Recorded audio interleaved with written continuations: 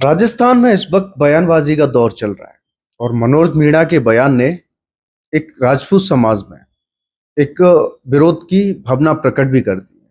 बयान ही कुछ उन्होंने इस तरीके का दिया है कि जिससे राजपूत समाज में गहरी नाराजगी है, गहरा रोष है और विरोध की आवाज भी उठ रही है।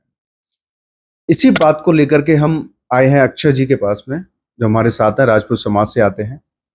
उनसे जानेंगे कि किस तरीके की राजपूत समाज की प्रतिक्रिया रहती है और उस मनोज मीणा के बयान को अपन किस तरीके से लेते हैं। जी सर, बहुत बहुत स्वागत है सर आपका द खटक पर। बहुत बहुत धन्यवाद। मैं खुद भी खटक काफ़ी फॉलो करता हूं और देखता हूं किस पॉजिटिविटी के साथ आप समाचार पेश करते हैं। वेस्टर्न राजस्थान के बहुत सारे मेरे भी जान पहचान के लोग हैं जो खटक के बारे में काफ़ी पॉजिटिव विचार रखते हैं। देखिए, मनोज मीणा की जो कंट्रोवर्सी है वो बेबुनियाद तरह की कंट्रोवर्सी है। इस कंट्रोवर्सी के अंदर वो सिवाय झूठ के कुछ नहीं बोल रहा। आपने मेरे को अभी कुछ इंटरव्यू उसके दिखाए। उस इंटरव्यू में एक में वो कह रहा है कि हसन खां मेवाती जी मीणा थे, दूसरा कह रहा है कि हसन खां मेवाती जी हल्दी घाटी युद्ध में महाराणा प्रताप का साथ दे रहे थे, तीसरा वो पृथ्वीराज चौहान के बारे में बात कर रहा है, चौथा वो आमेर के बारे में बात कर रहा है।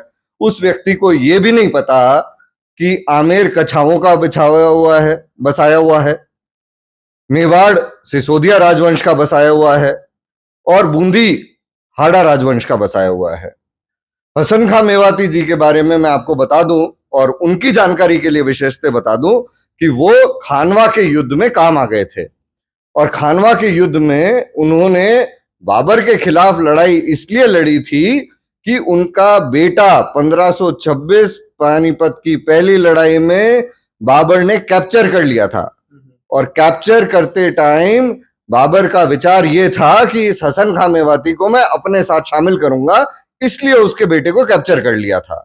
उस समय पानीपत की पहली लड़ाई में इब्राहिम लोदी का साथ देते हुए उन्होंने जंग लड़ी थी।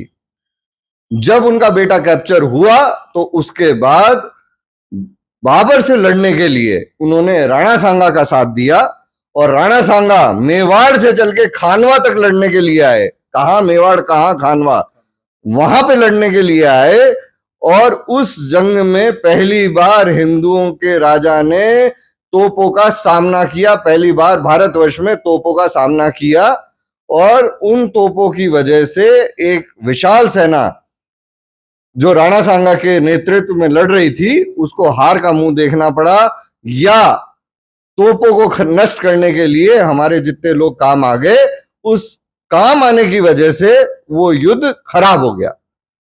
उस युद्ध के पश्चात हसन खां मेवाती जी इस लोक में नहीं रहे। हल्दी घाटी का युद्ध 1576 में होता है।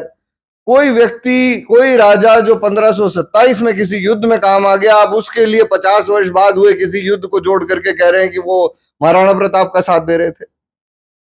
पृथ्वीराज चौहान जिस काल में जन्मे हैं, उस काल के समय में बूंदी का नाम बूंदा मीणा के नाम से था या नहीं था, ये तो उनके जो नेता हैं, उनके नाना, उनके परदादा जी जवाहरलाल नेहरू जी की जो डिस्कवरी ऑफ इंडिया पुस्तक है उसके अंदर बंधु घाटी, बूंदा नाल दोनों अलग अलग शब्द हैं, उसमें सिर्फ और सिर्फ बंधु घाटी का शब्द का इस्तेमाल है।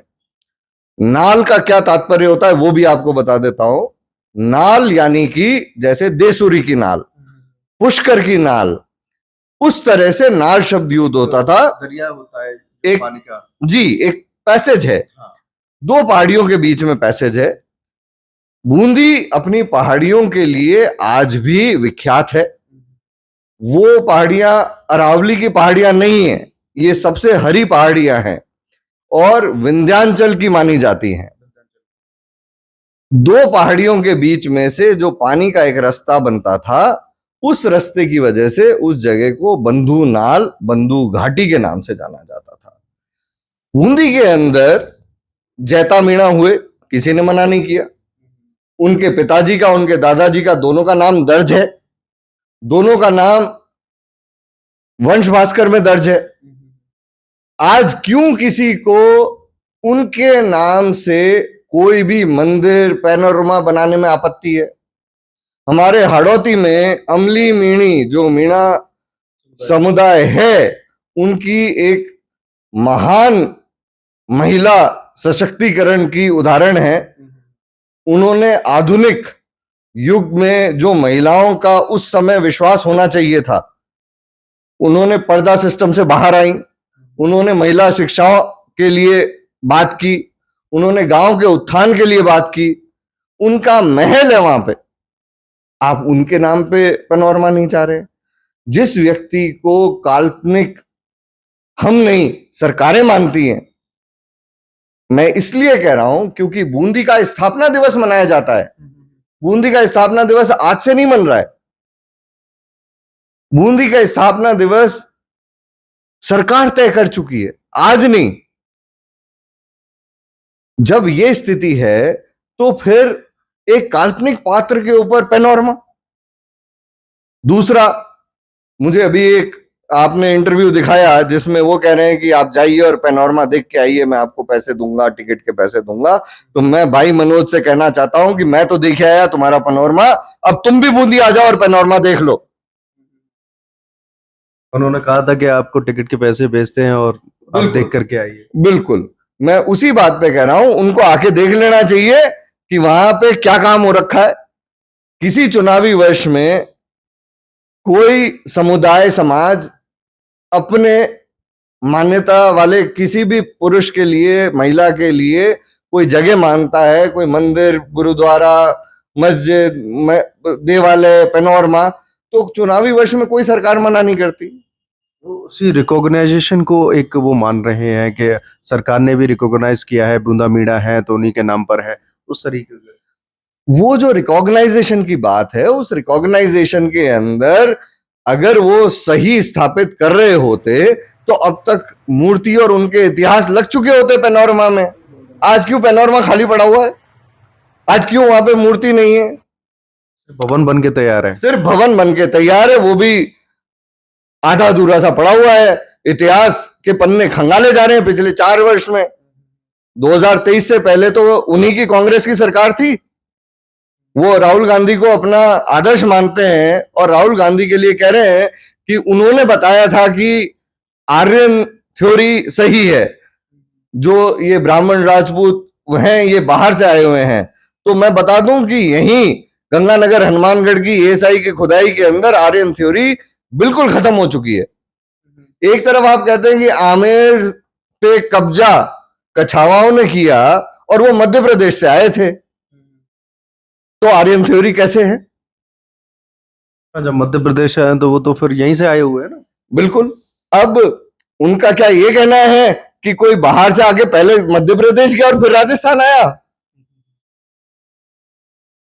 जो चीजें वास्तविक रूप से संभव नहीं है, स्थापित नहीं है, उनके इर्द गिर्द जाकर के झूठ बोलने से कोई लाभ नहीं मिलने वाला। वो बात कर रहे हैं भील मीणा शब्द को एक साथ यूज करके, तो आज उनसे पूछ लीजिए कि भील कितना प्रतिशत एसटी के आरक्षण में लाभ उठा पा रहे हैं? किसको ज्यादा लाभ मिल रहा है? किसको ज्यादा लाभ मिल रहा है? ट्राइब, शेड्यूल्ड ट्राइब, ट्राइब का क्या अर्थ होता है ये उनको अंग्रेजी की डिक्शनरी में जाके पढ़ना चाहिए। ट्राइब से ट्राइबल है, ट्राइबल से आदिवासी है। अगर वो हिंदी अंग्रेजी के शब्दों की डिक्शनरी भी नहीं ले पा रहे हैं तो किस बात की समाज और राजनीति की बात कर रहे हैं, मेरे समझ के बाहर है। अभी उनके रिसेंट बयान भी आए हैं कि जिस तरीके से बयान वायरल हुआ, जिस तरीके से विवादास्पद बयान दिया उन्होंने, तो उसके बाद में उनसे जब पूछा गया कि आप इस तरीके से सौहार्द को क्यों खराब कर रहे हो, तो उनका कहना है कि हमारा मीणा और राजपूतों का भाईचारा कभी था जो अब खत्म हो गया है। मीणा और राजपूतों का भाईचारा मैं कम से कम हाड़ौती में तो बता सकता हूं कि आज भी बहुत अच्छे से कायम है। हमारे यहाँ पे अमली मीणी का विवाह हुआ है, हाड़ा राजवंश में हुआ है, उनके नाम का महल है। तो सिर्फ ये कहना कि भाईचारा, मेरे ख्याल से इससे बहुत आगे की बात है। दूसरी बात, आज भी हमारे हड़ौती में गुजर, मीणा, राजपूत अपने आप को मार्शल कॉम मानते हैं, एक दूसरे का साथी मानते हैं, जंग के साथी मानते हैं, और रोटी का रिश्ता तो आज भी कायम है। तीसरी बात, जो भी ये बात कर रहे हैं, ये सिवाय अपने क्षेत्र में वोटर लिस्ट पढ़ करके, जातीय समूह चिन्हित करके, जो जातीय समूह उनके क्षेत्र में जहां पे वो संघर्ष करने की बात कर रहे हैं वहां पे कम है, तो उस जातीय समूह को उन्होंने चुना और उसके ऊपर निशाना बनाने का प्रयास किया। ये बिल्कुल विफल प्रयास है, इससे उनका नुकसान होगा और पूरे राजस्थान में जो एक सनातन में जातियों में एकता बनती जा रही है उसको तोड़ने का प्रयास के अलावा कुछ नहीं है। जिसका आदर्श ही राहुल गांधी हो, उससे और उम्मीद भी क्या की जा सकती है। इस एक सभ्य समाज में इस तरीके के बयान देना, किसी जाति विशेष को टारगेट करना या उनके पूर्वजों के बारे में बात करना, क्या सही है? आपने बहुत ही अच्छा सवाल पूछा है। राजनीति और सामाजिक कार्य आज को देख करके भविष्य के लिए तय होने चाहिए। इतिहास ज्योग्राफी से, भूगोल से और क्रोनोलॉजी से सेट होता है। इतिहास पढ़ के सीखने की आवश्यकता है, संस्कृति समझने की आवश्यकता है, क्या किस दौर से लोग गुजरे वो समझने की आवश्यकता है। लेकिन इतिहास के आधार पर राजनीति करना, इससे निम्न स्तर का काम कोई हो ही नहीं सकता। आज कोई गरीब व्यक्ति है, गरीबी से बड़ी कोई दरिद्रता नहीं है। आप विश्वास कीजिए कि गरीबी से बड़ी कोई दरिद्रता नहीं है। और कौन सा ऐसा वर्ग या कौन सा ऐसा समाज है जिसमें गरीबी नहीं है। आप राहुल गांधी के आदर्शों की बात कर रहे हैं तो राहुल गांधी की दादी जी के समय से गरीबी हटाओ का नारा भारत में चलता आ रहा है। हट गई क्या गरीबी? आज भी आप जाति के नाम पे गरीबी हटाना, किसी भी तरह से गरीबी हटाने की बात कर रहे हैं क्या? आप सिर्फ एक जाति को कि भाई इस जाति को सब कुछ दे दो, आप इस जाति को आरक्षण भी दे दो, इस जाति को यूजीसी भी दे दो। दूसरी तरफ वो कह रहे हैं कि अगर आपको भाईचारा स्थापित करना है या सिद्ध करना है तो आप सड़कों पे निकलिए और यूजीसी का समर्थन कीजिए। क्यों करेंगे भाई यूजीसी का समर्थन? आज आरक्षण मिलने के पश्चात, नौकरियां मिलने के पश्चात आप सबसे ऊंची ऊंची दायित्वों वाली कुर्सियों पे बैठे हो सरकार में, फिर भी आपको स्वर्ण, जिसको आप स्वर्ण कह रहे हैं, उसके साथ कक्षा में पढ़ने में दिक्कत हो रही है। आपको डर लग रहा है उससे? अगर आपको डर लग रहा है तो आप अपने विश्वविद्यालय अलग करवा लीजिए।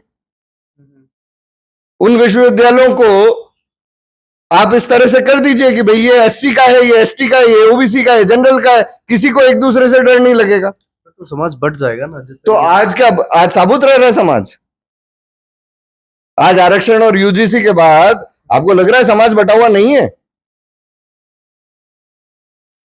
अगर समाज आरक्षण और यूजीसी से बढ़ सकता है तो इससे तो सौहार्द बढ़ेगा, कोई किसी का शोषण नहीं करेगा। जब पढ़ेंगे ही अलग अलग तो पढ़ाई पे ध्यान होगा।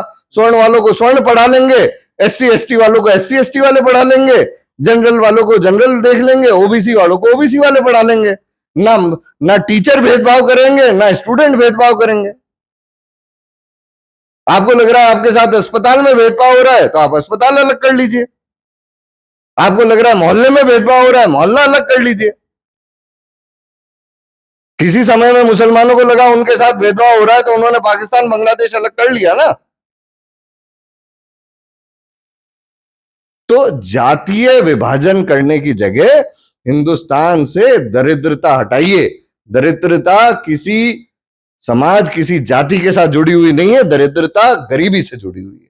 आप गरीबी को हटाइए। ये सब जिस तरीके के बयान आजकल दिए जाते हैं किसी समाज को टारगेट करके, तो क्या ये सस्ती लोकप्रियता हासिल करने के लिए किए जाते हैं या किसी इसके पीछे कोई उद्देश्य छिपा हुआ होता है?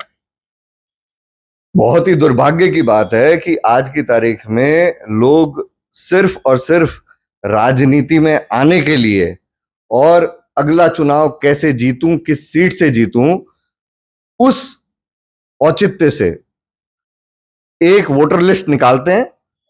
उस वोटर लिस्ट में पहला नाम भूल जाते हैं, सरनेम देखते हैं, सरनेम देख के जातीय समूह गठन करते हैं, और जातीय समूह गठन करके किस जाति के वोटर ज्यादा हैं उसके तो साथ बोल दूं, और जिसके कम है या जिसके है नहीं उसके खिलाफ बोल देता हूं।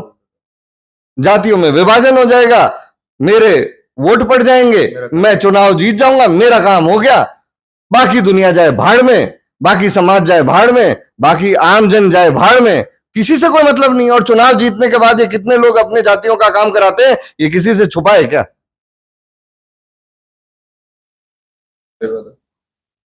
सिर्फ और सिर्फ राजनीति, वो भी बिना उद्देश्य की राजनीति। महात्मा गांधी जी ने कहा था कि राजनीति में अगर आपका उद्देश्य नहीं है तो ये पाप कर रहे हो आप। आपको राजनीति में आना ही नहीं चाहिए अगर आपका उत्थान का उद्देश्य नहीं है। इस तरीके से जो बयान दिए जा रहे हैं, तो राजपूत समाज की क्या प्रतिक्रिया रहने वाली है? क्या कुछ इस तरीके? देखिए, मैंने पहले भी बताया था, राजपूत समाज बहुत ही परिपक्व समाज है। वो मुझे नहीं लगता कि बूंदा मीणा, मनोज मीणा इन विषयों को लेकर के, क्योंकि बहुत सारे लोगों ने अब तो हमको फोन कर करके कहना चालू कर दिया कि हमने तो कभी नाम ही नहीं सुना था। तो आज अगर ये किसी के बाप दादा चुराने की कोशिश नहीं कर रहे होते, किसी के ऊपर आरोप नहीं लगा रहे होते कि आप उसको अपना बाप दादा बनाने में तुले हुए हो, तो मुझे नहीं लग रहा था कि कोई भी राजपूत समाज के व्यक्ति कुछ भी बयान या कोई रिएक्शन देता। क्योंकि इन्होंने किसी के परिवार, किसी के बाप दादाओं के बारे में बोला, और बहुत उचित तरीके से बोला, इसलिए ये बात निकल के आएगी, आपको जवाब देना पड़ेगा। अदरवाइज कौन ले रहा है मनोज मीणा को सीरियसली? कौन है मनोज मीणा? आप किसी के बाप दादा को गाली दोगे, गली में खड़े व्यक्ति भी कोई किसी के बाप दादाओं को गाली देगा या ये बोलेगा कि मेरे बाप दादा को तू अपना बाप दादा बना रहा है, आकर के थप्पड़ मार के जाएगा। कौन सुनेगा ये सारी बदतमीजी? तो ये थे राजपूत समाज से अक्षय हाड्डा जी हमारे साथ, जिन्होंने जो कंट्रोवर्सी जो चली आ रही है उस पर अपनी प्रतिक्रिया दी, और जो इतिहास है, जो शायद लोग भूल भी गए हों, तो उनको याद दिलाया गया है कि इतिहास में क्या था, किस तरीके के फैक्ट्स थे, और जो फैक्ट्स थे वो सामने सबके पास है। आजकल ऑनलाइन सब कुछ मिल भी जाता है। देखना ये होगा कि ये कंट्रोवर्सीज या इस तरीके की बयानबाजी कब तक चलती है, या ये कभी विराम भी ले सकती है। किसी जाति विशेष को, किसी समाज विशेष वर्ग को इस तरीके से बयानबाजी करना, उस पर आरोपित करना कहाँ तक सही है। मेरे सहयोगी नरेश के साथ मैं राहुल टीसी शर्मा। देखते रहिए द कट।